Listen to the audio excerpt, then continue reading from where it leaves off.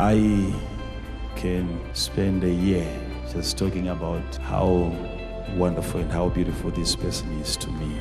I've never seen that level of care, level of love, order, administration like I've seen on this wonderful person. In my whole life, I've never seen a person as pure.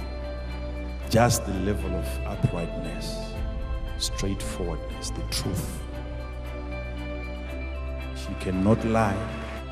And how all of us can be accommodated on one person.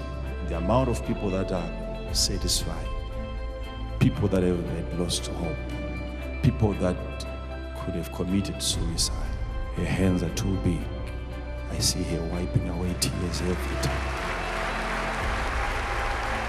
She's a book with many chapters.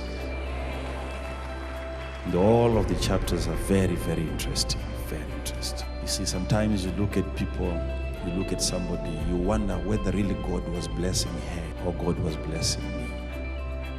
Because every person around her is actually benefiting from her. She has a life that is full of secrets. Those secrets are very open.